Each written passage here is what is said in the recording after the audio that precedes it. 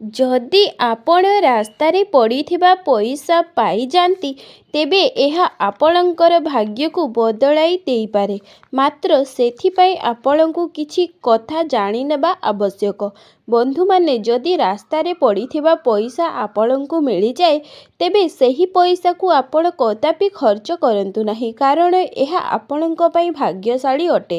ସେହି ପଇସାକୁ ଆପଣ ଭଗବାନଙ୍କ ନିକଟରେ ପୂଜାର୍ଚ୍ଚନା କରି ଏକ ହଳଦିଆ କପଡ଼ାରେ ଗୁଡ଼ାଇ ନିଜର ଧନ ରଖୁଥିବା ସ୍ଥାନରେ ରଖନ୍ତୁ।